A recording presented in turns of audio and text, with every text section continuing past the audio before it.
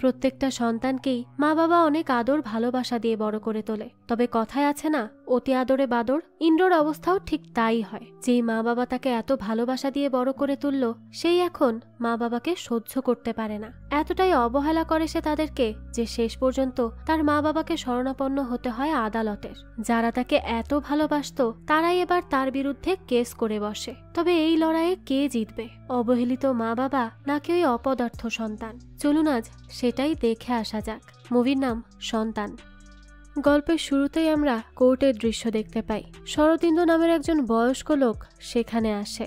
সে এখানে এসেছে ইন্দ্রাণী নামের এক লয়ারের সাথে দেখা করতে, যে আজ পর্যন্ত কোনো কেসই হারেনি। তো ইন্দ্রাণী তার কাজ শেষ করে বাইরে আসে আর এসেই শরদিন্দুকে বলে, সরি আমার একটু লেট হলো আসতে, আচ্ছা আপনি আমার চেম্বারে আসুন, আমি ওখানেই কথা বলছি। তো তারপরই শরদিন্দুকে সে বলতে থাকে, আচ্ছা আপনি বলুন তো আমি আপনাকে কিভাবে হেল্প করতে পারি? শরদিন্দু তখন বলে, আমার ছেলে আমাকে আর আমার স্ত্রীকে দেখে না, তাই আমি তার বিরুদ্ধে মামলা করতে চাই।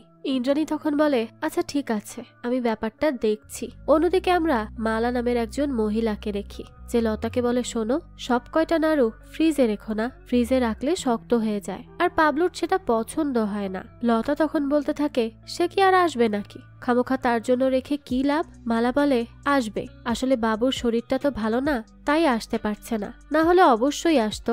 লতা তখন বলে, হ্যাঁ তার তো সবসময়ই শরীর খারাপ থাকে। তো এখানে আমরা জানতে পারি মালা হচ্ছে শরদিন্দুর স্ত্রী, আর তারা এখানে তার ছেলে এবং পোতার কথা বলছিল।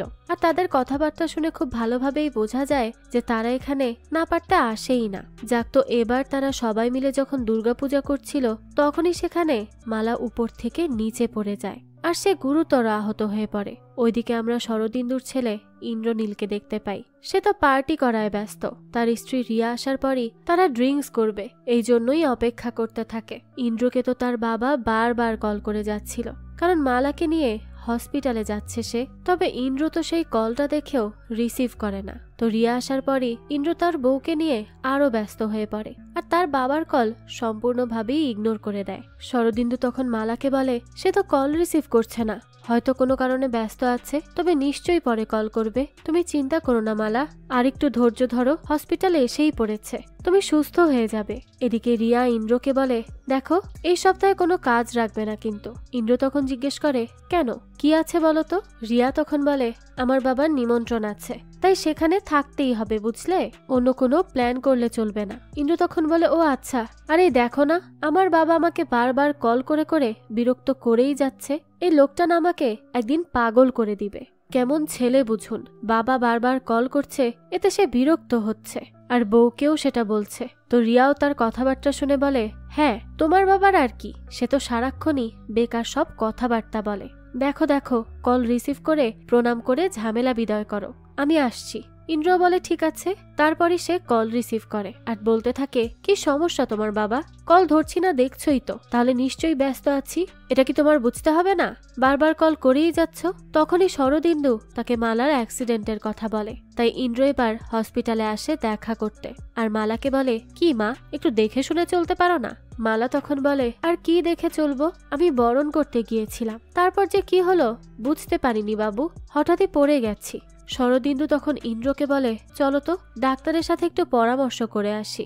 এই বলে সে তাকে নিয়ে বাইরে যেতে চায়, কিন্তু ইন্দ্র বলে, ডাক্তার চ্যাটার্জির সাথে আমি কথা বলেছি, উনি বলেছেন নি প্লেসমেন্ট করতে। শরদিন্দু তখন বলে, হ্যাঁ রে, তোর মায়ের না খুব ব্যথা হচ্ছে হাঁটুতে, এই অপারেশনটা করতেই হবে। ইন্দ্র তখন বলতে থাকে, কিন্তু সেটা মাকে বলতে দাও, মায়ের ব্যথা হচ্ছে আর বলছো তুমি, সত্যি বাবা তোমার যে কবে সেন্স হবে। তো এরপর সে তার মাকে বলে, দেখো মা, ওষুধ দিয়েছে ডাক্তার, সেগুলো আগে খাও, পরে দেখা যাক কি হয়। আসলে সে এখন মার পেছনে টাকা খরচ করতে চাচ্ছিল না, এজন্যই তো তার বাবার কথাও শুনতে সে রাজি হয় না। শরদিন্দু তখন আবারও বলে, ইন্দ্র প্লিজ একটু বাইরে আয়, আমার কিছু কথা আছে। কিন্তু ইন্দ্র বলে, না আমি পারবো না, বাসায় গেস্ট আছে, আমার সেখানে যেতে হবে, এখন কথা বলার সময় নেই বাবা, আমি পরে দেখে নিব কি করা যায়। শরদিন্দু তাও বলে, আমি বাইরেই আছি, তুই আয় না, একটু কথা আছে।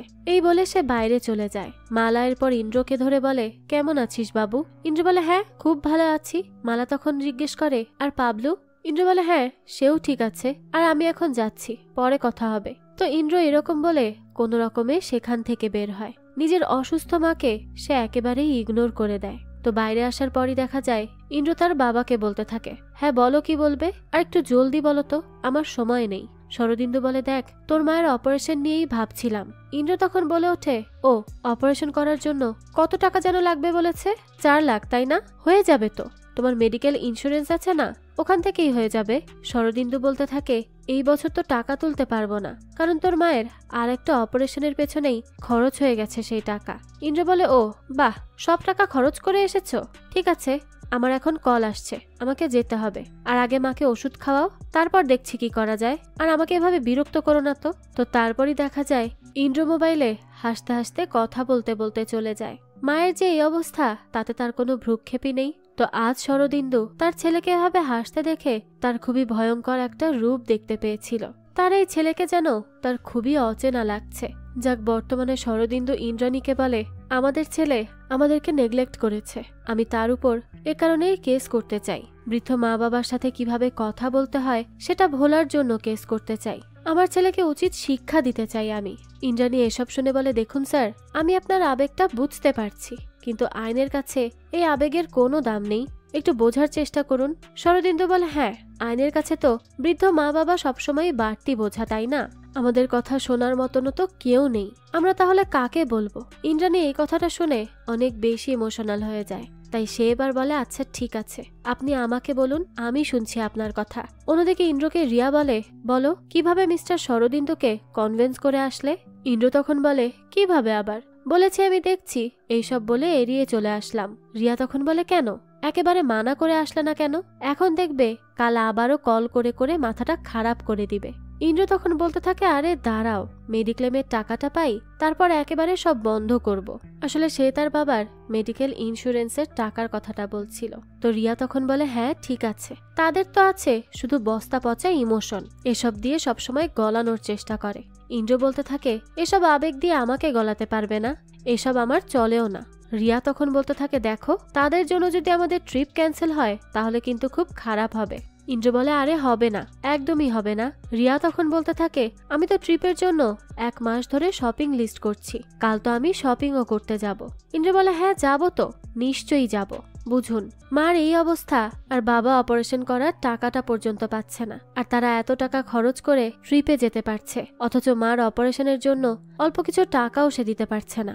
যাক, তো তারপর পরদিনই তারা 3 জন মিলে সারাদিন শপিং করে আর অনেক ঘুরে ফিরে বাড়িতে যায়। এদিকে মালাকে হসপিটাল থেকে বাড়ি আনা হয়। সেখানে ঈশান শরদিন্দুকে বলে, মামা আমি ইউএস যেতে চাই না, তুমি মাকে বোঝাও না প্লিজ।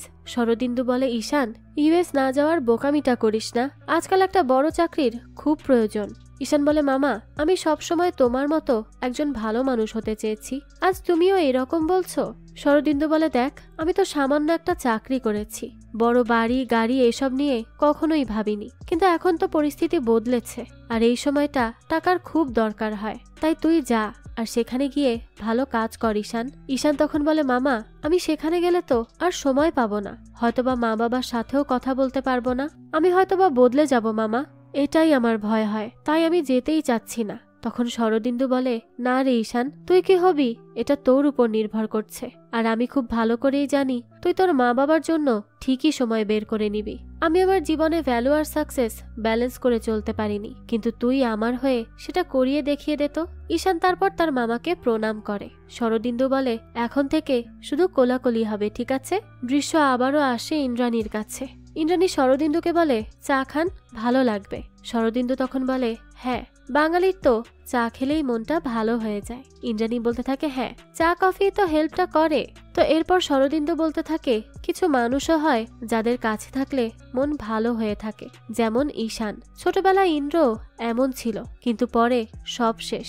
মালার তো বিশ্বাস ছিল ইন্দ্র তাকে বড় ডাক্তার দেখাবে, কিন্তু আমার বিশ্বাস ছিল না, সেজন্য আমি টাকা জোগাড় করার চেষ্টা করি। তো দেখা যায় শরদিন্দু লোনের জন্য চেষ্টা করে, কিন্তু তাকে সেটাও দেয়া হয় না। তারপরই সে গয়না বিক্রি করতে যায়, কিন্তু তাকে বলা হয় এগুলো পুরনো স্বর্ণ, তাই দাম কম হবে। তার উপর আমরা হলমার্ক ছাড়া স্বর্ণ কিনি না। অন্যদিকে রিয়া আর ইন্দ্র ভিআইপি পার্টির আয়োজন করে। তার মা বাবা সহ অনেক গেস্ট আসে। তারা তো খুব আনন্দ করছিল, কিন্তু তারা ইন্দ্রর মা বাবাকে দাওয়াত দেয়নি। এদিকে পাবলুর জন্য পুজো দিতে আসে মালা মন্দিরে, কারণ আজ পাবলুর জন্মদিন ছিল। লতা তখন বলতে থাকে, তাড়াতাড়ি চলো, বাড়িতে কাউকে না বলে এসেছি। মালা তখন বলে, রিয়াকে একটু ভিডিও কল কর না, পাবলুর মাথায় ফুলটা ঠেকিয়ে দিব। লতা বলে, দেখো কোনো লাভ নেই, তোমার বৌমা কল রিসিভ করবে না, সে তো অনেক বিজি। মালা বলে, তোকে কে বলেছে, একবার কল করেই দেখ না। তো এরপরই সে কল করে, কিন্তু রিয়া রিসিভ করার পরই বলে, আসলে এখানে তো খুব আওয়াজ, তাই কথা শোনা যাচ্ছে না, বাড়ি গিয়ে কথা বলছি। হ্যাঁ। মালা তখন বলে, বেশি একটা সময় লাগবে না, একটু সময় দাও।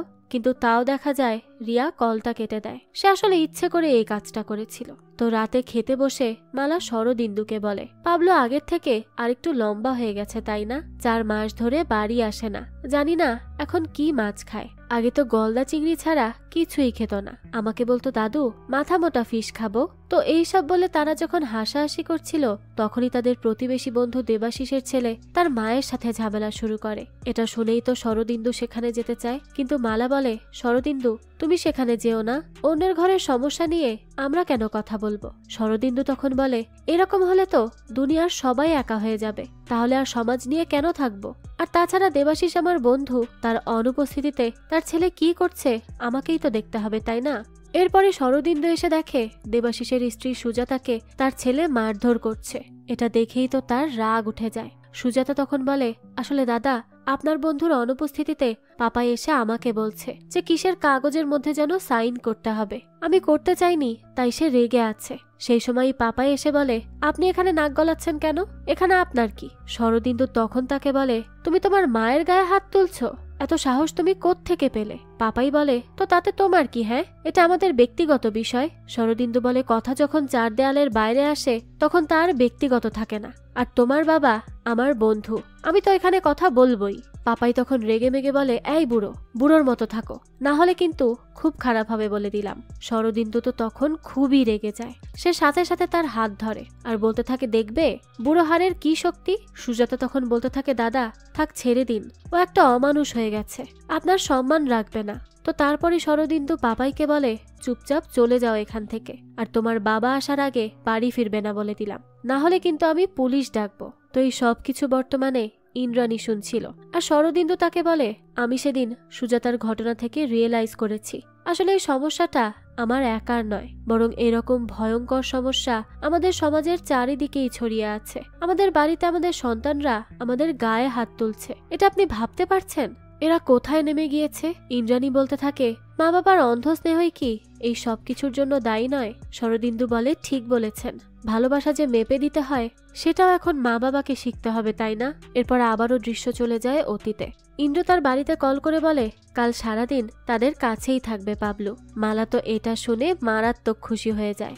শরদিন্দুও বলতে থাকে, কাল আমরা তাহলে সারাদিন দাদু ভাইয়ের সাথেই থাকবো। মালা বলে, বলো কি, আমার তো বিশ্বাসই হচ্ছে না, সারাদিন আমাদের দাদু ভাই থাকবে আমাদের সাথে। তো তারা দুজন তো বেশ খুশি হয়ে যায়, আর মনের খুশি নিয়েই রাতে ঘুমিয়ে পড়ে। পরদিন সকালে উঠেই বাজারে আসে শরদিন্দু। তার দাদু ভাই আসবে বলে কথা, তাই সে বাজার করতে এসেছে। তো বাড়ি ফেরার পরই পাবলুকে নিয়ে আসে রিয়া এবং ইন্দ্র। মালা তো রিয়াকে দেখেই বলে, ভেতরে এসো। কিন্তু রিয়া বলে, মা আমাদের একটু তাড়া আছে, তাই পরে আসবো, এখন না।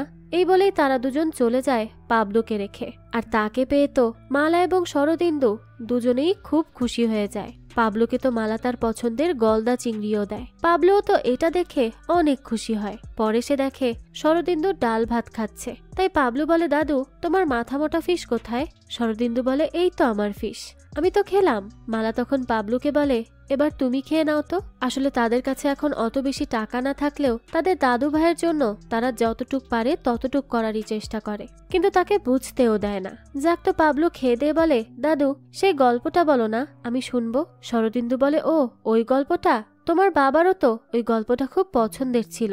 পাবলু বলে বাবা কি তোমাদের সাথেই থাকতো?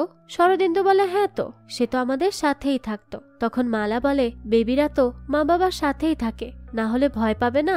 পাবলু এটা শুনে বলে তাহলে কি ভয় শেষ হলে বেবিরা মা বাবাকে ছেড়ে চলে যায়? এই প্রশ্নের যে কি উত্তর দিবে শরদিন্দু তা তো সে নিজেও বুঝতে পারে না, তাই সেই কথাটা এড়িয়ে যায় আর বলতে থাকে তাড়াতাড়ি সব খেয়ে নাও তো, আমরা ঘুরতে যাব তো। তো এরপরই তারা তিনজন মিলে ঘুরতে বের হয়। সারাটা দিন খুব আনন্দের সাথে কাটায় তারা। বাড়ি ফিরেই শরদিন্দু আর মালা চা খাচ্ছিল আর পাবলুকে তারা বিস্কুট খেতে দেয়, কিন্তু পাবলু বলে দাদু আমিও চায়ে ভিজিয়ে খাবো। তো শরদিন্দু তাকে নিজের খাওয়া চা দিতে চাইছিল না, তাই সে তাকে মানা করছিল। ঠিক সেই সময় হঠাৎ পাবলুর হাত লেগে কিছু চা পড়ে যায় পাবলুর হাতেই আর বাকিটা পড়ে শরদিন্দুর হাতে। তখন তারা তাড়াতাড়ি করে পাবলুর হাতে পেস্ট লাগিয়ে দেয় জ্বালা কমানোর জন্য। তো সেই সময় সেখানে চলে আসে রিয়া আর ইন্দ্র। রিয়া তো এসেই এসব দেখে মাথা খারাপ করে ফেলে। সে এমন একটা ভাব করে যেন এরা তার ছেলেকে ঠিকমতো দেখে রাখেনি। কিন্তু ইন্দ্র কেন যেন খুব বেশি একটা রাগই করে না, সে উল্টো পুরো ব্যাপারটা সামলে নেয় আর বলে সব ঠিক হয়ে যাবে। ইন্দ্র এরপর শরদিন্দুকে বলে বাবা একটু উপরে এসো তো, কথা আছে। তারপরে ছাদে আসার পর শরদিন্দু বলে আচ্ছা তুই কি ভাবলি তোর মায়ের হাঁটুর অপারেশনটার ব্যাপারে? ইন্দ্র বলে হ্যাঁ ভাবছি, তবে আমি এখন অন্য একটা কথা বলতে ডেকেছি তোমাকে। শরদিন্দু তখন জিজ্ঞেস করে কি বলবি বল। ইন্দ্র বলে বাবা আমি যে কোম্পানিতে আছি সেই কোম্পানির একটা কনস্ট্রাকশন কাজ আটকে আছে, তো তোমার বন্ধু আছে না তারই এরিয়া সেটা, এখন রিয়ার বাবাও কিছু করতে পারছে না। তুমি যদি তোমার বন্ধুকে বলো তাহলে সে একটা কল দিলেই কাজটা হয়ে যাবে। দেখো বাবা এটা করে দাও, তাহলে আমার প্রমোশনটা হয়ে যাবে। শরদিন্দু বলে কেন, কাজ করে প্রমোশন হচ্ছে না? ইন্দ্র বলে আজকাল শুধু কাজ করে কিছু হয় না বাবা, দুনিয়াটা বদলে গেছে। শরদিন্দু তখন বলতে থাকে না রে, দুনিয়াটা বদলে যায়নি, বরং দুনিয়ার কিছু মানুষ বদলে গেছে। তবে হ্যাঁ আমি আগেও কারো থেকে কোনো অ্যাডভান্টেজ নেইনি আর নেবও না, তাই আমি এসব কিছুই কাউকে বলবো না। ইন্দ্র বলে তোমার এসব ভ্যালুর বাজারে 2 পয়সার দাম নেই বাবা, আর আমার জন্য সামান্য হেল্পটুকু করতে পারলে না? সারাক্ষণ তো পাবলু পাবলু করো, তাহলে কি করলে তার জন্য? উল্টো আমার ছেলেটার হাত পুড়িয়ে দিলে। তুমি কবে আমার কোনো কাজে আসলে বলো তো? এইসব কথা বলে খুব কষ্ট দিয়ে ইন্দ্র চলে যায় পাবলুকে নিয়ে। আর যেতে যেতে সে তার বাবা মাকেই স্বার্থপর বলে চলে যায়, অথচ সে নিজে যে আজ স্বার্থপরের মতো নিজের স্বার্থ উদ্ধার করতে এখানে এসেছিল সেটাই সে ভুলে যায়। এদিকে এইসব কথা জানার পরই ইন্দ্রাণী তার অ্যাসিস্ট্যান্টকে বলে আসলে এই কেসটা নিয়ে আমি শিওর না, কারণ এই কেসের কোনো শক্ত মোটিভ নেই। আমি ক্লিয়ারলি বুঝতে পারছি ছেলেটা জানোয়ার, কিন্তু জাজকে কি বলবো? জাজ বলবে ছেলের গালে থাপ্পড় দিয়ে বাবার বোঝানো উচিত, এটা আইনের কাজ নয়। তখনই শরদিন্দু এসে বলে তখন জাজকে বলতে হবে থাপ্পড় দিয়ে শাসন করা যায় কিন্তু শিক্ষা দেয়া যায় না। আবারও ফ্ল্যাশব্যাকে দেখা যায় অমিতাভ সকাল সকাল নক করে। শরদিন্দু দরজা খুলেই বলে কি ব্যাপার সকাল সকাল এখানে? অমিতাভ খুশি হয়ে বলে তোমাকে নিয়ে কাজ নেই, আমি বৌদির সাথে কথা বলবো। অমিতাভ তখন মালাকে বলে বৌদি গত 12 বছর ধরে আমাদের স্কুলের রিইউনিয়ন নিয়ে পরিকল্পনা হচ্ছিল, এখন অবশেষে সব ঠিক হলো, কিন্তু এই তোমার স্বামী বলছে সে নাকি যাবে না। মালা বলে কিন্তু কেন? অমিতাভ বলে কারণ তুমি অসুস্থ তাই। মালা এরপর বলতে থাকে না না আমি ঠিক আছি। শরদিন্দু তখন বলে দেখো তোমার হাঁটুর সমস্যা রেখে আমি কি করে কোথাও যাব বলো তো? মালা তখন বলে তুমি খুশি থাকলেই তো আমি খুশি থাকি, ছোটবেলার বন্ধুদের সাথে দেখা করবে, মজা করবে, আমি এতেই খুব ভালো থাকবো, বিশ্বাস করো। আমিও চাই তুমি একটু হাসি আনন্দে অন্তত একটা দিন কাটাও। তো এবার তো শরদিন্দু খুব আনন্দের সাথে রেডি হয়, মালাও তাকে রেডি হতে হেল্প করে। এত খুশির আশা নিয়ে শরদিন্দু দরজা খুলতেই হাজির হয়ে যায় তার ছেলে। ইন্দ্র এসেই বলে বাবা রিয়া বাইরে গেছে, এখন ফ্ল্যাটের চাবি রেখে গেছে, তুমি একটু গিয়ে সেখানে প্লিজ অপেক্ষা করো সে আসা পর্যন্ত, কারণ কাজের লোকগুলো ফাঁকিবাজ হয়ে গেছে বুঝলে। মালা তখন বলে আসলে বাবু তোর বাবা তো স্কুলের রিইউনিয়নে যাচ্ছিল, আমি যাই, আমি গিয়ে অপেক্ষা করছি। ইন্দ্র বলে তুমি কি পাগল, তুমি তো হাঁটতে গেলেই টলমল করো, আর বাবা একটা দিন আড্ডা না দিয়ে আমার কাজ করতে পারছো না? শরদিন্দু তখন বলে আসলে 12 বছর ধরে চেষ্টা করার পর অবশেষে আমাদের সবার দেখা হচ্ছে, এখন যদি না যাই জানি না আর কবে পারবো। ইন্দ্র এটা শুনে বলে কি এসব আড্ডা বাদ দাও, আর প্লিজ আমার হেল্প করো, আমি তোমাকে পৌঁছে দিচ্ছি চলো। শরদিন্দু তখন নিজের হ্যাপিনেসের জন্য আর স্ট্যান্ডটা নিতে পারেনি, সে চলে যায় ইন্দ্রর বাড়ি পাহারা দিতে। তো কিছুক্ষণ পরই একজন পর্দা নিয়ে আসে যার বিল হয় 520 টাকা। শরদিন্দু তখন ইন্দ্রকে কল করে আর বলে পর্দা নিয়ে এসেছে, বলছে 520 টাকা বিল, কি করব? ইন্দ্র বলে কি করবে মানে, দিয়ে দাও তোমার পকেট থেকে, আর পরে পর্দাগুলো জানালায় লাগিয়ে দিও। এই কথা বলেই সে কল কেটে দেয়, আর শরদিন্দুও তখন তার খালি পকেটকে আরো খালি করে। এরপরই পর্দা লাগানোর জন্য চেয়ারে ওঠে সে। তখনই সেখানে মোবাইলে রিং হয়। শরদিন্দু কল রিসিভ করে দেখে তার বন্ধুরা সবাই ভিডিও কল দিয়েছে আর বলছে, কি রে, তুই কি আমাদের ভুলে গেলি? আসলি না কেন? তোকে ছাড়া কি রিইউনিয়ন জমে? স্কুলের কথা কি মনে পড়ে না? শরদিন্দু বলে, না রে, আমি এখনো স্কুলের স্বপ্ন দেখি, খুব মিস করি তোদের সাথে কাটানো মুহূর্তগুলো। তো এভাবে কিছুক্ষণ কথা বলেই কল রেখে দেয় শরদিন্দু। তারপরই বাড়ি আসে রিয়া। এসেই দেখে পর্দা লাগানো হয়নি। রিয়া বলে, কি ব্যাপার? আপনার ছেলে বলল পর্দাটা লাগিয়ে রাখবেন, তাহলে কি এসব? শরদিন্দু বলে, না, আমি লাগাতে গিয়েছিলাম, কিন্তু। তখনই রিয়া বলে, আর কিন্তুর প্রয়োজন নেই, আপনি প্লিজ যান, আমি আমার কাজ করিয়ে নিব ধোপাকে দিয়ে। শরদিন্দু এরপর সেদিন আবারও বাজেভাবে অপমানিত হয়ে সেখান থেকে ফিরে যায়। বর্তমানে ইন্দ্রাণীকে শরদিন্দু বলে, সেদিনের ঘটনার পর আমি ভেবেছিলাম ইন্দ্রর মুখও কোনোদিন দেখব না, কিন্তু সময় বাস্তবতা খুব কঠিন, যার সামনে ছোট ছোট ইগোগুলো হারিয়ে যায়। সেই রাতে মালার হাঁটুর ব্যথাটা আবারও বেড়ে যায়। দৃশ্য যায় মালার কাছে, যেখানে সে হাঁটুর ব্যথায় রীতিমতো কান্না করছিল। ডাক্তার এসে বলে ওনার হাঁটা চলা বন্ধ, কারণ পায়ের অবস্থা খুব খারাপ। একটা হুইল চেয়ারের ব্যবস্থা করবেন। আর অপারেশন কবে করবেন? শরদিন্দু বলে, হ্যাঁ, ভাবনা চিন্তা করছি। ডাক্তার বলে, দেখুন, ভাবনা চিন্তা করার তো সময় নেই, শুধুমাত্র গাফিলতির জন্য একজন মানুষ আজীবনের জন্য পঙ্গু হয়ে যাবে, এটা তো মানা যায় না, তাই না? তাই তাড়াতাড়ি যা করার করুন। ইন্দ্রাণী এই সব শুনে খুবই রেগে যায় আর শরদিন্দুকে বলে, আপনি ছেলেকে বলেননি মায়ের এত খারাপ অবস্থা? শরদিন্দু বলে, হ্যাঁ, বলার জন্য তো গিয়েছিলাম। সেই সময়ই ফ্ল্যাশব্যাকে দেখা যায় শরদিন্দু এসে ইন্দ্রকে বলে, বাবু, তোর মা আর চলতে পারছে না রে, হুইল চেয়ার দিয়েছে ডাক্তার। ইন্দ্র খুশি হয়ে বলে, ভালোই করেছে। আর তুমি এরকম পোশাক পরে কেন এসেছো? সিম্প্যাথির জন্য? শরদিন্দু বলে, বাবু, তুই আমাকে 3 লাখ টাকা ধার দিবি, আমি তোকে সত্যি সব ফিরিয়ে দিব, সেটা যেভাবেই হোক। ইন্দ্র তখন বলতে থাকে, কি করবে? মায়ের চিকিৎসা? দেখো, তুমি আমাকে ছেড়ে দাও, আমার কত খরচ থাকে তোমার কোনো আইডিয়া আছে? আমার গাড়ি বাড়ি এসব কত টাকা খরচ করে কিনেছি জানো? আর এই যে পাবলুকে স্কুলে দিলাম, তার কত টাকা লাগে সেটা কি জানো? জানবে কি করে? নিজের ছেলেকে তো ফ্রিতেই মানুষ করেছো, তাই না? শরদিন্দু তখন কেঁদে কেঁদে বলে, বাবু, প্লিজ দিয়ে দে না টাকাটা, আমার দরকার, না হলে সত্যিই আসতাম না। তোর মায়ের সত্যি অপারেশনটা লাগবে রে। তাও এই বজ্জাত ছেলে বলে, যাও তো যাও, একটা পেইন কিলার দিয়ে দাও, কমে যাবে ব্যথা, আমাকে বিরক্ত করবে না তো। শরদিন্দু তাও নির্লজ্জের মতো বলতে থাকে, এটা ইমার্জেন্সি, বুঝতে পারছিস না কেন বাবু? সে বারবার এসব বলছিল কারণ তার কাছে যে আর কোনো উপায় নেই, তাই সে তার ছেলের কাছে হাত জোর করতে থাকে। কিন্তু তখন ইন্দ্র বলে, ইমার্জেন্সির জন্য তো মানুষ টাকা রাখে, তাহলে তোমার টাকা কোথায়? শরদিন্দু বলে, আমার টাকা আমার সর্বস্ব, সব তো তোকে মানুষ করার পেছনেই দিয়েছি, কারণ তখন তোর ভবিষ্যৎ ছিল আমাদের একমাত্র ইমার্জেন্সি কাজ। ইন্দ্র বলে, হ্যাঁ, সেটা তো ইনভেস্টমেন্ট করেছো, যাতে করে আজ এসে সুদে আসলে সব নিয়ে নিতে পারো, তাই তো? এবার তো শরদিন্দুর সব ধৈর্যের বাঁধ ভেঙে যায়, তাই সে সামনে থাকা গ্লাসটা হাতে ধরেই ভেঙে ফেলে আর বলে, অনেক হয়েছে, আর বলতে হবে না, এই টাকাটা রাখ গ্লাস ভেঙে ফেলার খেসারত হিসেবে। তখন দেখা যায় শরদিন্দুর হাত থেকে অঝরে রক্ত পড়ছিল, কিন্তু তার এই রক্তমাখা হাত নিয়ে ইন্দ্রর তো কোনো কনসার্নই ছিল না, বরং সে ভাবছিল রক্ত দিয়ে তার বাবা তার টেবিলটা নোংরা করে ফেললো। অপরিষ্কার লোক, বুঝুন কতটা খারাপ হলে একটা ছেলে এই রকম চিন্তা ভাবনা করতে পারে। শরদিন্দুও তখন কাঁদতে কাঁদতে আর রক্তের ফোঁটা ফেলতে ফেলতে তার অফিসের সব ঋণ চুকিয়ে আসে। বাড়ি ফেরার পরই সে হাত ক্লিন করে নেয়। তখন মালা বলে, কি গো, বাবু কি তোমাকে খাবার খাইয়ে পাঠিয়েছে? শরদিন্দু তখন এবার তার সামনে কেঁদেই ফেলে আর বলতে থাকে, মালা, আমি তোমার জন্য কিছুই করতে পারছি না। মালা বলে, কি হয়েছে? তুমি বাচ্চাদের মতো কাঁদছো কেন? আমাকে বলো কি হয়েছে? তখন শরদিন্দু বলতে থাকে, দেখো, আমি তোমার অপারেশনের টাকা ঠিকই জোগাড় করব। মালা বলে, হ্যাঁ তো আমি জানি সেটা, কান্না করো না, এভাবে ভেঙে পড়ো না। তো পরদিনই ব্যাংকে শরদিন্দু তার বাড়িটা বন্ধক রাখে আর লোন নিয়ে আসে অপারেশন করার জন্য। ওদিকে ইন্দ্র, রিয়া, পাবলু এরা সবাই চলে যায় ব্যাংককের ট্রিপে। মালার অপারেশন চলাকালীন অমিতাভ শরদিন্দুকে বলে, ইন্দ্রকে কল করে জানাবে না? শরদিন্দু বলে, করেছি, রিসিভ করেনি। অমিতাভ এটা শুনে বলে, মেসেজ করে রাখো, হয়তোবা বাচ্চা নিয়ে ব্যস্ত। তো শরদিন্দু মেসেজ করতে যায়, তখনই ফ্যামিলি গ্রুপে ছবি পোস্ট করে রিয়া যে তার বিবাহ বার্ষিকীতে তার হাজবেন্ড তাকে এই ট্রিপ গিফট করেছে। এই সব দেখে অমিতাভ বলে, শরদিন্দু, ইন্দ্র তোমার শিক্ষা সব ভুলে গেছে।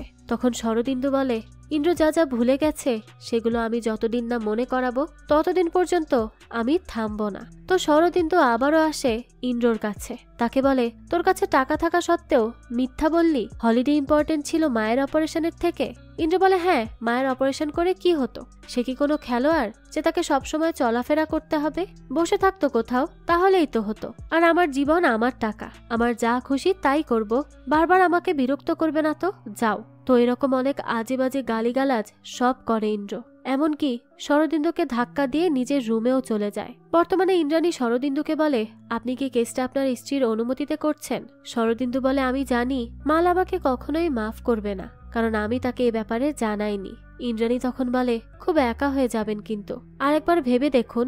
শরদিন্দু তখন জিজ্ঞেস করে আচ্ছা আমি ঠিক করছি তো? ইন্দ্রাণী বলে হ্যাঁ 100% ঠিক করছেন। তো এটা শুনে সে বলে তাহলে আমি একা হতে প্রস্তুত, আমার কোনো সমস্যা নেই। অন্যদিকে আজ প্রমোশন হয় ইন্দ্রর। সবাই তার কাছে যখন পার্টি চাই বলছিল, তখনই তার হাতে আসে হাইকোর্টের নোটিশ। এটা দেখেই তো তার মাথা খারাপ হয়ে যায়। তাই সেই নোটিশ নিয়েই শরদিন্দুকে বলে এইসব কি, পাগল হয়ে গেলে নাকি? শরদিন্দু তখন বলে এটা তোমার বাসার ড্রয়িং রুম না, তাই আস্তে কথা বলো। ইন্দ্র বলে খেতে পাও না নাকি? তাহলে এসব কেন করছো? আমাকে টেনশন দেওয়ার জন্য? ফালতু লোক। শরদিন্দু এবার বলে এই বাবার সাথে গলা তুলে কথা বলবি না, না হলে থাপ্পড় দিয়ে আমি ভদ্রতা শেখাবো। ইন্দ্র বলে তোমার খুব শখ না মামলা করার? তাহলে এবার দেখবে আমি তোমাকে কিভাবে একা করে ছাড়ি। আর আমার বাবা হওয়ার যে অধিকার তুমি চাইছো সেই পথও আমি রাখবো না। তো এদের এই ঝগড়া শুনেই লতা এসে মালাকে ইন্দ্রর বিরুদ্ধে শরদিন্দুর কেস করার কথাটা বলে। মালা তো তখন শরদিন্দু আসার পরই বলতে থাকে আমার ছেলের বিরুদ্ধে কোন অধিকারে মামলা করলে? শরদিন্দু বলে বাবার অধিকারে। মালা বলে কেন? সে কি তোমাকে নেগলেক্ট করলো?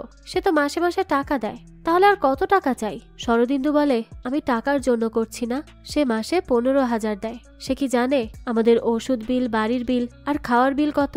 যাক এইসব বাদ দিলাম, কিন্তু আমি সেই ছেলের বিরুদ্ধে কেস করেছি যে তার মা বাবার জন্য 5 মিনিট সময় বের করতে পারে না, যার কাছে হলিডে বেশি গুরুত্বপূর্ণ তার মায়ের সুস্থতার থেকে, যে তার বাবাকে মদ খেয়ে ধাক্কা দেয়, গালিগালাজ করে। তাই এসব কারণেই আমি কেস করেছি, আর এই কেস আমি কোনো মূল্যেই তুলব না। অন্যদিকে রিয়া ইন্দ্রকে বলে কত বড় লোভী লোক তোমার বাবা, এইভাবে ছেলের বিরুদ্ধে কেস করলো। ইন্দ্র বলতে থাকে আমার অফিসের সবাই তো বসে আছে আমার প্রমোশনের ট্রিট পাওয়ার জন্য, আমি কি বলবো এখন? আমার বাবা একটা স্বার্থপর লোভী, বুঝলে? রিয়া বলে চিন্তা করো না, আমাদের লয়ার বেস্ট, সে হারবেই না। এবার পরদিনই কেসের শুনানি ছিল। ইন্দ্রাণী কোর্টে বলে একটা মধ্যবিত্ত পরিবারের বাবা মা তার সন্তানকে সর্বস্ব দিয়ে পড়ালেখা করিয়ে মানুষ করলো, ভালোবাসাও দিল। তারপর সেই ছেলে বড় হয়ে মা বাবাকে একটা বদ্ধ ঘরে একা রেখে চলে গেল, বাবা মাকে তার উপর ডিপেন্ডেন্ট করিয়ে। আমাদের দেশে 15 কোটিরও বেশি মানুষ 60 বছরের বেশি বয়সী, আর বেশিরভাগ প্যারেন্টসকে পরিত্যক্ত করে ছেড়ে দিয়েছে তাদের সন্তানরা। মাসে 15,000 টাকা দিয়েই গা ঝেড়ে দিলে আইন মানবে না, এক্ষেত্রেও কিন্তু আইন আছে, সেটা সন্তানেরা জানে না। আপনি যেমন ইনকাম করবেন সেই মতন মা বাবাকেও দেখতে হবে। এবার এখানে খুব সুন্দর করে ইন্দ্রাণী তার যুক্তিগুলো রাখে। তারপরে ইন্দ্রর উকিল উঠেই বলা শুরু করে শরদিন্দুকে সে লোভী আর স্বার্থপর বলে। সে বলতে থাকে বাচ্চা জন্ম দিয়েছে যখন তাকে তো বড় করতেই হবে, তারপর আবার তার থেকে ফেরতের জন্য প্রেশার কেন দিবে? উনি চান ইন্দ্র তার জব ছেড়ে, ক্যারিয়ার ছেড়ে সারাক্ষণ ওনার সাথেই পড়ে থাক। তো তারপরে ইন্দ্রাণী কাঠগড়ায় ডাকে শরদিন্দুকে আর বলে আচ্ছা আপনি ভিআরএস কেন নিয়েছিলেন? এরপরে দৃশ্য চলে যায় ফ্ল্যাশব্যাকে। শরদিন্দু তার স্বার্থপর ছেলের এমবিএর জন্য 7 লাখ টাকা জোগাড় করে আর তাকে সারপ্রাইজ দেয়, কিন্তু সে খুশি তো হয়ই না, উল্টো বলে 7 লাখে দেশে এমবিএ হবে, কিন্তু আমি তো যাব সিঙ্গাপুরে, আমি সেখানে এমবিএ করব আর তার জন্য 30 লাখ লাগবে। আর এই টাকার জন্য শরদিন্দু তখন তার চাকরিটা ছেড়ে নিয়ে নেয় ভিআরএস, কারণ এটার মাধ্যমে সে একসাথে অনেক টাকা পায়, যার মাধ্যমে ইন্দ্র তার পড়াশোনাটা শেষ করে। তবে ইন্দ্রর উকিল বলে সে নাকি 25 লাখ টাকা লোন নিয়ে পড়াশোনা করেছে, আর ইন্দ্র বলে তার বাবা কখনো চাকরি করেনি, কারণ তার কাছে সব কাজ ছোট মনে হতো। কিন্তু আসলে তো শরদিন্দু ছোটখাটো একটা জব করত আর বাসে করে আসতো যেত। শরদিন্দুর কথা হচ্ছে কোনো কাজই ছোট না, তবে এইভাবে বাসে জার্নি করাতে শরদিন্দু বাজেভাবে অসুস্থ হয়ে পড়ে। তাই ডাক্তার বলে আপনার বডি এত ধকল নিতে পারবে না, সেজন্য শরদিন্দু আর চাকরি করতে পারেনি। তো এবার আজকের মতো সব কথা শেষে জাজ আর একটা ডেট দেয় শুনানির। এবার রিয়াকে তার বান্ধবী বুদ্ধি দিয়ে বলে যে সোশ্যাল মিডিয়ার মধ্যে একটা ইমোশনাল কথাবার্তা বলে ভিডিও আপলোড করতে, তাই রিয়া সেখানে খুব সুন্দর করে গুছিয়ে মিথ্যা কথা বলে। শরদিন্দু নাকি লোভী, সে নাকি তাদেরকে বারবার বলতো টাকার কথা, কিন্তু তারা তাকে মাসে মাসে টাকা দিয়েও শেষ করতে পারত না। এইসব চারিদিকের মানুষ দেখে এক একজন এক এক রকম মন্তব্য করে। লতা তখন শরদিন্দুকে বলে, একবার দেখো তো কি বলছে তারা, খুব আজে বাজে মিথ্যা বলছিল, দেখো আমার খুব খারাপ লেগেছে দাদা। শরদিন্দু বলতে থাকে, এই দেশে সব মানুষের তাদের নিজস্ব মতামত প্রকাশ করার অধিকার আছে, তাই কারো কথায় কখনো কষ্ট পেলে হবে না। তখনই মালা আসে আর বলতে থাকে, আমি তোমার সাথে থাকবো না, তোমার জন্য আমি আমার আত্মীয়দের সাথে দেখা করতে পারি না, আমার ছেলে আমার সাথে কথা বলে না, আমি এই বাড়ি ছেড়েই চলে যাব। শরদিন্দু তখন বলতে থাকে, তোমার আরেকটা হাঁটুর অপারেশন হয়ে যাক, তারপর আমি এই বাড়ি ছেড়ে চলে যাব। এদিকে ইন্দ্রকে তার উকিল বলে, তুমি তোমার মায়ের ইমোশনকে কাজে লাগাও, বুঝলে, আর তাকে তোমার পক্ষে কোর্টে নিয়ে আসবে। আর ঠিক তেমনটাই হয়। মালা তার সন্তান প্রেমে পড়ে চলে আসে কোর্টে। তো কোর্ট এরিয়া মালার হাঁটুর অপারেশনের ব্যাপারে বলে যে ইন্দ্র বলেছিল মায়ের অপারেশন করাতে, কিন্তু বাবা লোভে পড়ে বলে ওনার বেশি টাকা লাগবে, দামি হসপিটাল লাগবে, যা আমাদের আওতার বাইরে ছিল। তো এরকম জঘন্য জঘন্য মিথ্যাচার করছিল রিয়া। তখন মালা অবাক হয়ে তার ছেলের দিকে তাকালে ইন্দ্র বলে, মা মাঝে মধ্যে এমন মিথ্যা বলতে হয়। যাক, তো এরপরে ইন্দ্রর উকিল বলে, এই যে শরদিন্দু বললেন মা বাবাকে নেগলেক্ট করা হচ্ছে, তাহলে এখানে ইন্দ্রর পাশে বসে আছেন কেন মালা দেবী? ইন্দ্রাণী বলে, তাহলে আপনি বলছেন পাশে বসে থাকা মানেই নেগলেক্ট করা নয়, তাহলে ছেলে কেন বাবার পাশে বসেনি? এর মানে ছেলে বাবাকে নেগলেক্ট করছে। যাক, আপনাকে থ্যাঙ্কস আমার পয়েন্টটা প্রমাণ করার জন্য। তো আদালতে আজকের মতো এখানেই কাজ শেষ হয়, তবে আজ আবারও আরেকটা ডেট দেয়া হয়। এরপরে দেখা যায় মালাকে গাড়িতে নিয়ে উঠে পড়ে ইন্দ্র, আর এক মহিলা তখন শরদিন্দুর মুখে কালি দিয়ে বলে, মিথ্যাবাদী, তুই বাবা হবার যোগ্যই না, ছেলের নামে মিথ্যা মামলা করলে টাকার জন্য। তো এই সবকিছু দূর থেকে দেখে মালা। মালা তখন ইন্দ্রকে বলে, যা না, বাবাকে নিয়ে আয় না। ইন্দ্র বলে, বাবা যা করেছে তার জন্য এইসব তো হবেই, বাদ দাও তো। এবার তো রাতের বেলা মালা কল করে শরদিন্দুকে, সে অনেক অপেক্ষাও করে, কিন্তু শরদিন্দু তো আসে না। লতা তখন বলে, চলে আসবে, চিন্তা করো না। মালা বলতে থাকে, আমি কোর্টে দেখেছি মানুষজন কি করছিল, আমার খুব খারাপ লাগছে, আর এত দেরি তো সে করে না।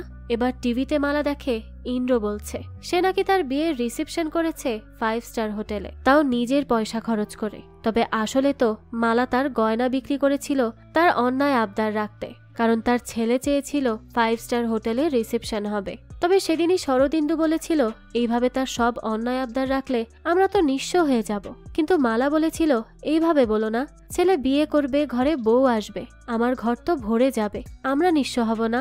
তাই তখন শরদিন্দুও রাজি হয়ে যায়। তো বর্তমানে টিভিতে ইন্দ্র বলছিল, আমার বাবা একজন অলস মানুষ, বাড়ি বসে থাকে, কাজকর্ম করে না, আর আমাকে মোটা মোটা অঙ্কের টাকার জন্য প্রেসার দিতে থাকে। লতা এসব শুনে মালাকে বলে, এটা কার ছেলে? এটা কি সত্যিই তোমার ছেলে? কত বড় মিথ্যুক। মালা তো সাথে সাথেই টিভি অফ করে দেয় আর বলে, গাড়ি ডাক, কারণ সে তো এবার তার ছেলের আসল রূপটা দেখেই ফেলে। এদিকে বাইরে পাপাই আর তার ছেলেরা ঘিরে ধরে শরদিন্দুকে আর খুব বাজে বাজে কথা বলে তাকে অপমান করতে থাকে। তবে তখনই অমিতাভ আসে আর তাদেরকে সেখান থেকে যেতে বলে। শরদিন্দু তো এবার পথে বসেই কাঁদতে থাকে, সে আর কি করবে না করবে কিছুই বুঝতে পারছিল না, সে অনেকটা ভেঙে পড়েছিল। অন্যদিকে তো বাড়িতে পার্টি দিচ্ছিল নির্লজ্জ ছেলে ইন্দ্র, সে তার বউ, তার ফ্রেন্ড, এরা সবাই মিলে খিল্লি করছিল শরদিন্দু আর মালাকে নিয়ে। ইন্দ্র বলে, আমাকে তো বুদ্ধি দিল লয়ার যে মায়ের আবেগকে কাজে লাগাতে হবে, আর সত্যি সত্যি এটা কাজে এসে গেছে। তখনই আবার রিয়া বলতে থাকে, এক কাজ করলে কেমন হয়, মাকে কয়দিন আমাদের কাছে এনে অনেক ভালোভাবে ট্রিট করলেই তো হয়, তাই না? তাহলে তো সে আমাদের পক্ষেই থাকবে। ইন্দ্র বলে, প্ল্যানটা কিন্তু ভালোই। তো তারা যখন এসব বলছিল তখনই সে পেছনে তাকিয়ে দেখে এই সব কিছু মালা শুনে নিয়েছে, কারণ মালা ততক্ষণে সেখানে পৌঁছে গিয়েছিল। ইন্দ্র তো তার মাকে দেখেই বলতে থাকে, মা তুমি এখানে? লতা বলে, হ্যাঁ দেখতে এসেছিলাম নিজের পেটের ছেলে কতটা নিচে নামতে পারে, দেখা হয়ে গেছে তাই চলে যাচ্ছি। ওদিকে ততক্ষণে শরদিন্দু বাড়ি পৌঁছে গিয়েছিল, আর এরপরই বাড়ি ফিরে মালা শরদিন্দুর কাছে এসে খুব কান্না করছিল। শরদিন্দু তখন বলে, আমাকে সবাই ছেড়ে যাক, সমস্যা নেই, কিন্তু প্লিজ তুমি ছেড়ে যেও না। তো এবার পরদিন এসেই শরদিন্দু তার স্ত্রীর কান্না দেখে কেস তুলতে বলে ইন্দ্রাণীকে। তবে তখনই সেখানে আসে মালা আর বলে, ইন্দ্রাণী আমাদের কেসটা চলবে। এবার কেস শুরু হয়। সেখানে ইন্দ্রাণী মালাকে বলে, আপনার ছেলে কেন আলাদা হয়েছিল? মালা বলে, আমি ঠিক বুঝতে পারিনি। সে সময় ফ্ল্যাশব্যাকে দেখা যায় রাতে ইন্দ্র আসে আর রিয়া ইন্দ্রকে বলে সেই বাড়িতে থাকতে পারবে না, তার নাকি এখানে স্পেস হয় না। সেদিন মালা খুব চেষ্টা করেছিল, হাতে পায়ে ধরেছিল, কিন্তু ইন্দ্র আর রিয়া মানেইনি। তারা সেখান থেকে চলে যায়। তারা আসলে নিজেদের মতো থাকতে চেয়েছিল, সেজন্যই হয়তো চলে গিয়েছে। ইন্দ্রাণী এসব শুনে বলে, আচ্ছা তারা যাওয়ার পর কদিন পর পর আসতো দেখা করতে? মালা বলে, 4 মাস পর বা আরো বেশি। ইন্দ্রাণী এরপর বলতে থাকে, আপনার হাঁটুর অপারেশনের জন্য উনি নিশ্চয়ই টাকা দিতে চেয়েছিলেন। মালা বলে না। ইন্দ্রাণী তখন জিজ্ঞেস করে কেন? মালা বলে সে বলেছে তার নাকি টানাটানি চলছে। ইন্দ্রাণী তখন জাজকে বলে, ইন্দ্রনীল তার মায়ের ইমার্জেন্সি অপারেশনকে ইগনোর করে নিজের স্ত্রী এবং সন্তানকে নিয়ে থাইল্যান্ডে হলিডে ট্রিপে চলে যায়, অথচ সে নাকি টানাটানিতে ছিল। আর তারপর শরদিন্দুবাবু তার বাড়ি বন্ধক রেখে ওনার স্ত্রীর অপারেশন করান। এই সেই প্রমাণ এখানে রইল। তারপর ইন্দ্রনীল বলেছিল সে নাকি তার বিয়ের খরচ করেছে নিজের টাকায় এবং নিজের স্ত্রীর টাকায়, কিন্তু এই হলো গয়না বিক্রি করার বিল। আর এই হচ্ছে 5 স্টারের বিল দেওয়ার সাইন, যেখানে সমস্তটাই ছিল শরদিন্দুবাবুর সাইন। তারপর সেই ভিআরএস এর টাকা শরদিন্দুবাবু পাঠিয়েছিলেন, কিন্তু সেই টাকা হয়তো বা ইন্দ্রনীলবাবু ফুর্তি করে উড়িয়েছিলেন, তাই পরে গিয়ে লোন নিয়ে পড়তে হয় তাকে। আর এই হলো তার প্রমাণ। তো কোর্ট কাল তার সিদ্ধান্ত জানাবে বলে আজকের মতো এখানেই শেষ হয়। বাইরে আসার পরে ইন্দ্র তার মা বাবাকে বলে, তোমরা এসব টাকার জন্য করছো তাই না? মালা বলে, বাবু তুই এসব ছেড়ে ফিরে আয়, সব ঠিক হয়ে যাবে, এখনো সময় আছে। ইন্দ্র বলে, না তোমরা এইসব টাকার জন্য করছো তাই তো, তাহলে আমি 7 লাখ দিচ্ছি, কেসটা তুলে নাও। এই কথা বলার সাথে সাথেই তাকে একটা থাপ্পড় বসিয়ে দেয় মালা, আর বলে, আমার হাজবেন্ড বিক্রি হওয়ার মানুষ নয়। তো সেখানে মিডিয়া তো এই সব কিছু রেকর্ড করে নেয় আর প্রশ্ন করে, এখানে কে কাকে টর্চার করলো মালা দেবী? শরদিন্দু বলে, চুপ করুন। একজন মা কতটা কষ্ট পেলে সন্তানের গায়ে হাত তোলে তা কি বুঝতে পারেন, অনুভব করতে পারেন? এই কথা বলেই তারা সেখান থেকে চলে যায়। রাতে দেখা যায় পাবলো একটা ব্যাংকে কয়েন রাখছিল।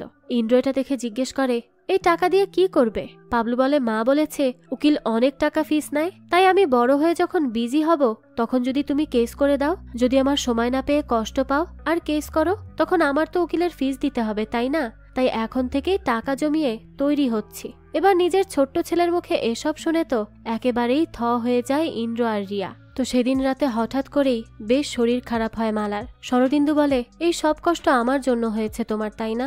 মালা বলে, তোমার দোষ নেই, তুমি তো দায়িত্ব পালন করেছো। আসলে মায়েদের মন খুব নরম। আমার মনে পড়ছে বাবুর ছোটবেলাটা, কত ভালোবাসতো তোমায় তাই না? সারাক্ষণ তোমার সাথেই থাকতো। তো এরপরই সে বলে, আমাকে একটা কথা দাও, যদি কখনো বাবু তার ভুল বুঝে ফিরে আসে তাহলে তাকে মাফ করবে তো? শরদিন্দু বলে, দেখো তুমি রেস্ট করো, আমি সব কথা রাখবো, আমি সব ঠিক করে দিব। দেখো পরদিনই কোর্টে শুনানি শুরু হয়, কিন্তু এখনো সেখানে শরদিন্দু আসে না। তাও ইন্দ্রাণী একাই তার কেস লড়তে থাকে। সে বলতে থাকে সন্তান ব্যস্ত তাই নাকি সময় দিতে পারে না। আচ্ছা কল দিয়ে যদি সে একবার বলতো, হ্যাঁ মা তুমি কেমন আছো, হাঁটুর ব্যথা কেমন এখন, ঠিকঠাক ওষুধ নিচ্ছ তো, আর বাবা তুমি কি আজকের খেলা দেখলে, কত সুন্দর ছিল তাই না? আচ্ছা বাবা পরে আবার কল দিব, কাজে যাচ্ছি। এই 1 মিনিটের কথা বলতে গেলেও নাকি শুনতে হবে ব্যস্ততার কথা। এই কথাটা তো হাঁটার সময়ও বলা যায় বা কাজে যাওয়ার সময় গাড়িতে বসেও বলা যায়। মা বাবার চাওয়াটা তো এটাই থাকে যে তার সন্তান তাকে মনে রাখুক, এভাবে এড়িয়ে না চলুক, এর বেশি তো আর কিছুই চায় না। তো এরপরই হঠাৎই সেখানে শরদিন্দু আসে আর জাজকে বলে, আসলে সবাই বলছে ইন্দ্রকে নিয়ে যেতে। আমি বললাম ইন্দ্রনীল বসু খুব ব্যস্ত, কিন্তু তারা মানছিল না। আপনি যদি বলেন তবে হয়তোবা যাবে। আসলে তার মা রাতে মারা গেছে। এই কথা শুনেই তো সবার চোখে পানি চলে আসে। তো তারপরে ইন্দ্র আসে তার মায়ের কাছে আর তাকে বলে, মা উঠে পড়ো তো, ছোটবেলায় আমি দুষ্টুমি করলে তুমি যেভাবে বাবাকে ম্যানেজ করতে আজও করতে হবে, বাবা রেগে আছে, তাই উঠো প্লিজ, তাকে ম্যানেজ করো মা। সে বলতে থাকে, মা আমরা আবারও একসাথে থাকবো, ঘুরতেও যাব, আমি সব ঠিক করে দিব দেখো। এরকম অনেক কথা বলে কান্না করতে থাকে ইন্দ্র, কিন্তু সে তো তার মায়ের কাছ থেকে শেষ মাফটুকুও পাওয়ার সময় পায় না। তার মা তো তাকে মাফ করার সেই সুযোগও দিয়ে যায়নি। যাক এবার তার শেষকৃত্য সম্পন্ন হয়। ইন্দ্র তখন রিয়াকে বলে, চলো আমরা ছাদে গিয়ে বাবার সাথে কথা বলি, আর পাবলু তুইও চল। এদিকে ইন্দ্রাণী এসে শরদিন্দুর প্রতি দুঃখ প্রকাশ করে মালার মৃত্যুর জন্য আর বলে, আমরা কেসটা জিতে গেছি, অনেক মা বাবা এখন তার সন্তানের অবহেলা থেকে বাঁচতে পারবে, সম্মানও পাবে। আমি এখন আসছি, নিজের খেয়াল রাখবেন। তো তারপরে ইন্দ্র এসে বলে, বাবা তুমি বলেছিলে না যত বড় দোষ তত বড় সরি বলতে হয়, আমি আজ সবচেয়ে জোরে সরি বলছি বাবা, প্লিজ আমাকে মাফ করে দাও। তখন শরদিন্দুর মনে পড়ে মালাকে দেওয়া কথা যে ইন্দ্র ফিরলে তাকে সে মাফ করবে, তাই শরদিন্দু এবার ইন্দ্রকে মাফ করে জড়িয়ে ধরে। রিয়াও এসে কাঁদতে কাঁদতে সরি বলে। শরদিন্দুও তার এতদিনের সমস্ত কষ্ট ভুলে তাদেরকে মাফ করে বুকে জড়িয়ে ধরে। এবং এরই সাথে এই গল্পটাও এখানেই শেষ হয়। এই গল্পের মাধ্যমে আমরা এটাই বুঝতে পারি, আসলে মানুষ থাকতে তার মর্ম বোঝে না, চলে গেলেই হয়তো তার মূল্যটা বুঝতে পারে। যেমনটা ইন্দ্র বুঝেছে, তার মা বেঁচে থাকতে তার পাশে এসে বসার সময়টুকু তার হয়নি, তবে মারা যাওয়ার পরই সে তার মায়ের পাশে এসে বসতে পেরেছে। আর এখন তো তার কাছে অফুরন্ত সময়, তবে সেই সময় তো সে তার মাকে আর কখনোই দিতে পারবে না। তবে হ্যাঁ, শেষ পর্যন্ত যে সে তার ভুল বুঝতে পেরে তার বাবার কাছে ফিরে এসেছে, এটাই তো একজন বাবার জন্য অনেক কিছু। তবে আমাদের সবারই উচিত সময় থাকতে মানুষের মূল্য দেয়া, বাবা মাকে অবহেলা না করা। বাবা মা তো আমাদের কাছে আমাদের সামান্য সময়টুকু চায়, সেটা যেন আমরা সবাই তাদেরকে দিতে পারি। এটাই হবে আমাদের প্রত্যেকটা সন্তানের দায়িত্ব। যাক, এই তো ছিল আজকের গল্প। আজকের গল্পের এই এক্সপ্লেনেশনটা আপনাদের কাছে কেমন লেগেছে সেটা অবশ্যই আমাদেরকে কমেন্ট করে জানাবেন। যদি এতটুকু ভালো লেগে থাকে তাহলে একটি লাইক দিয়ে যাবেন। আর হ্যাঁ, আমাদের এই চ্যানেলে কিন্তু প্রতিনিয়তই নতুন নতুন ভিডিও আপলোড করা হয়। সেই সব ভিডিওর আপডেট পেতে আমাদের চ্যানেলটিকে সাবস্ক্রাইব করে বেল আইকনে অল দিয়ে রাখতে কিন্তু ভুলবেন না। আর একটা কথা, আপনার আমার মতো মুভি লাভারদের জন্য আমরা নিয়ে এসেছি সুলভ মূল্যে নেটফ্লিক্সের সাবস্ক্রিপশন, যেটি পেয়ে যাবেন আমাদের ফেসবুক পেজ এইচবি শপে। পেজের লিংক ডেসক্রিপশন বক্সেই দেয়া আছে। আজকে তাহলে এই পর্যন্তই, আবারও হাজির হব নতুন কোনো ভিডিও নিয়ে। সেই পর্যন্ত সবাই ভালো থাকবেন আর আমাদের চ্যানেলের সাথেই থাকবেন। ধন্যবাদ।